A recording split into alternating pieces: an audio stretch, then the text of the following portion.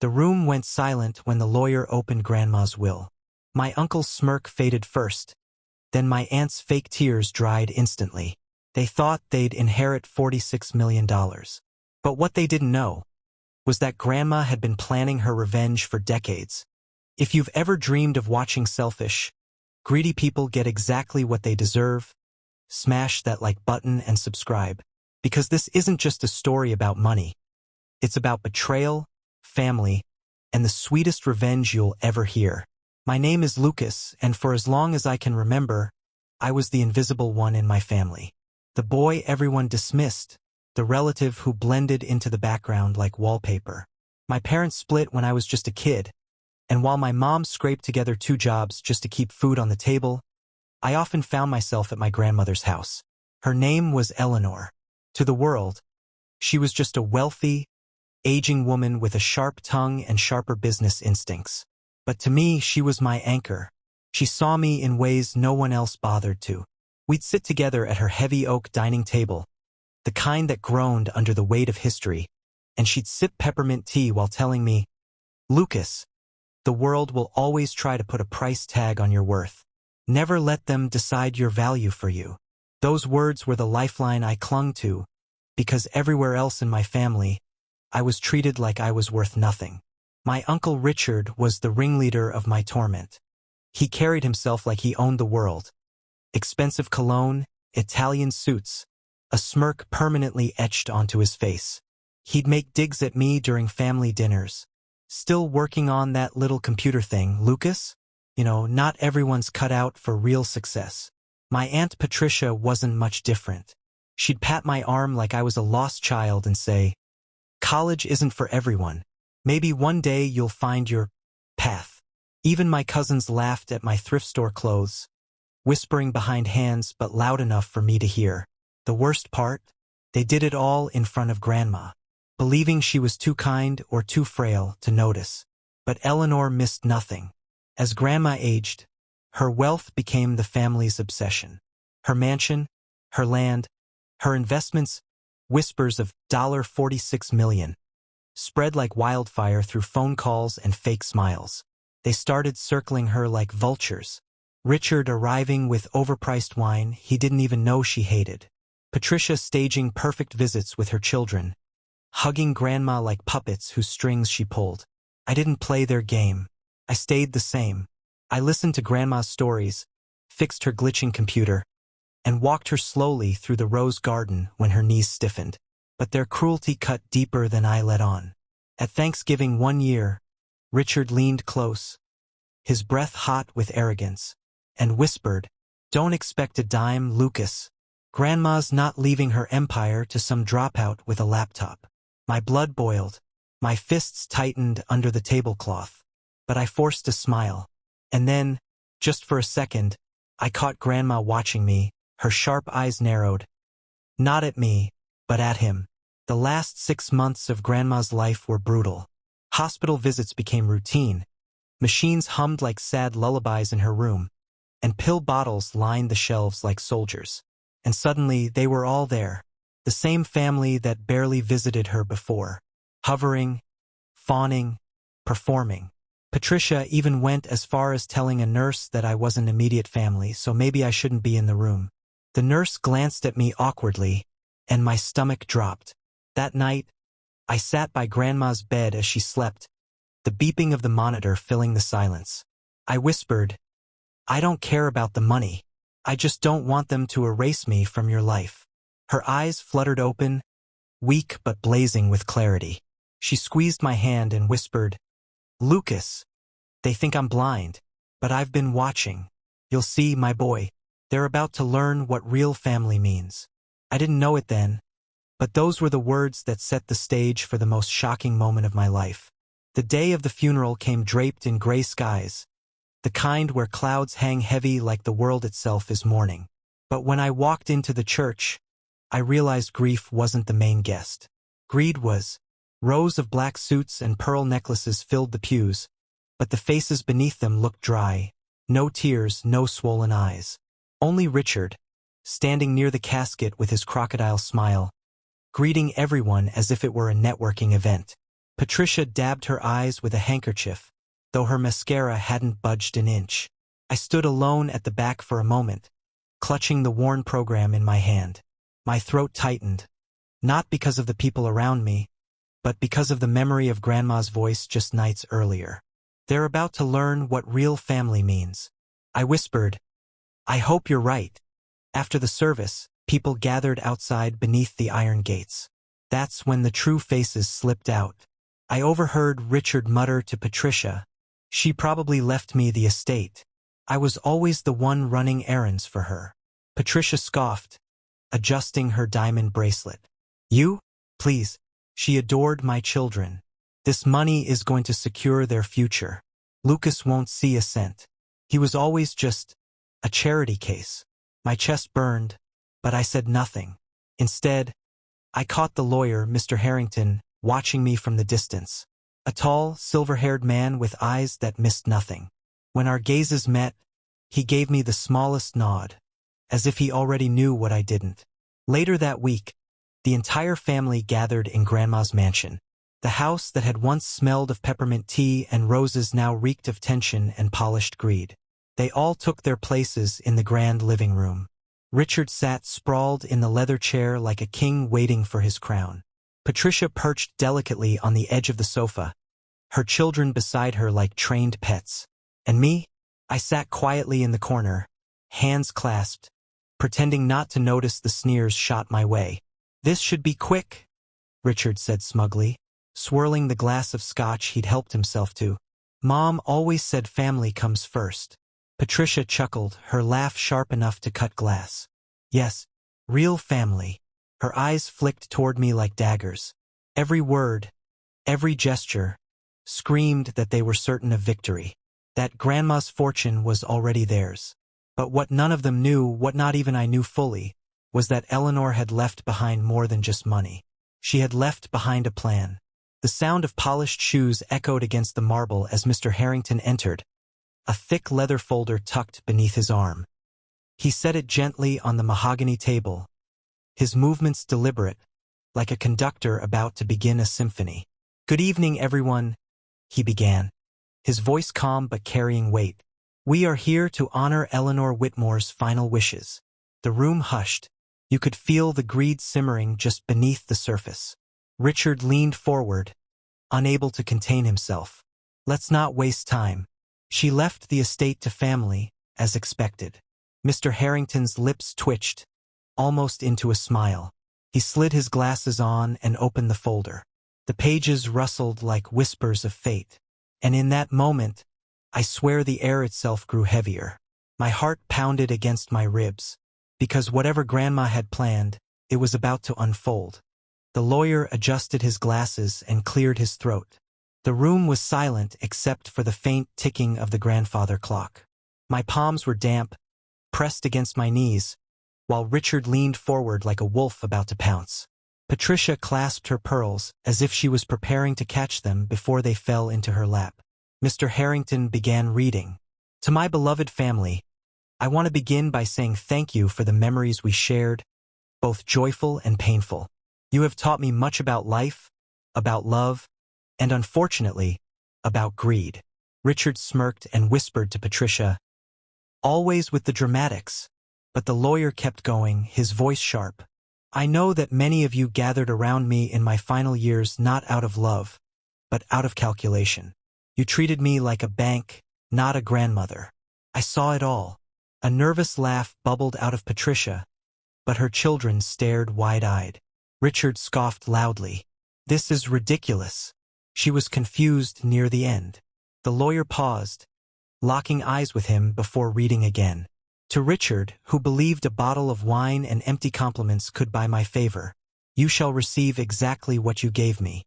Nothing of true value. The color drained from Richard's face. He shot up in his chair. What the hell is this?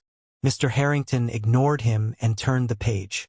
To Patricia, who paraded her children before me like bargaining chips, teaching them to hug with strings attached, you will inherit the same lesson I did from you. Nothing genuine, nothing lasting. Patricia's jaw dropped. She sputtered. She couldn't possibly mean this.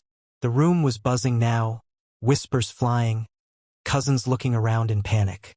My heart thudded louder with every word. Then the lawyer's tone shifted, softer now. But there was one person who never asked me for a dime. One who never treated me as an obstacle or a treasure chest. Lucas, my grandson, who sat with me when no one else would. Who fixed my computer, walked with me in my garden, and listened without judgment. You reminded me what family should feel like. The room froze. My name had sliced through the air like a knife. My chest tightened, my throat dry. The lawyer continued, "To Lucas, I leave the sum of $46 million, along with the estate, the businesses, and every remaining investment I held. Use it not as a weapon but as a foundation. You are my legacy." For a second, I couldn't breathe. My ears rang. Did I hear that right? 46 million? My name attached to it? Richard slammed his glass down, shattering it across the table. This is a fraud. She was senile. She wouldn't leave everything to him. His voice cracked, desperation bleeding through. Patricia was pale, trembling as she whispered, "This can't be happening." But Mr. Harrington wasn't finished. He pulled out a sealed envelope and slid it across the table toward me. "Your grandmother wanted you to have this. She wrote it herself, weeks before her passing." My fingers shook as I opened it. The paper smelled faintly of peppermint. Her handwriting danced across the page. "Lucas, they thought they could play me. They thought I was too weak to see through their masks. But I saved every ounce of strength to make sure justice was done. This fortune is yours because you never treated me like a number. You treated me like a person. Promise me you'll live with the same honesty you gave me." Tears blurred my vision. I swallowed hard, folding the letter back carefully. Richard's face was crimson, veins bulging. "We'll contest this in court. This isn't over," he barked. But the lawyer calmly placed another document on the table. "It is ironclad. She worked with me for years to ensure this could never be overturned." Eleanor knew exactly what she was doing. Silence fell. Thick, heavy, suffocating. All eyes were on me. A mixture of rage, disbelief, and resentment. And for the first time in my life, I didn't feel invisible. I felt seen. I felt like Grandma's voice was still with me, whispering, "Now they know your worth." The room erupted the moment the lawyer closed the folder. Richard was the loudest, his face red, spittle flying as he barked across the table. "You conned her, Lucas. You poisoned her mind against us. You think you deserve any of this?" He jabbed his finger at me, his voice shaking with a mix of rage and desperation. Patricia clutched her pearls so tightly I thought the strand might snap. "This is obscene. She was manipulated. Everyone knows she adored my children. There's no way she would cut them out." Her voice trembled, but not from grief, from fear.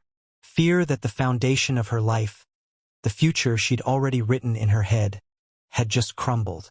The cousins muttered among themselves, voices sharp and panicked. "It's not fair," one hissed. "He never did anything. Grandma's money should stay in the family." As if I wasn't sitting right there.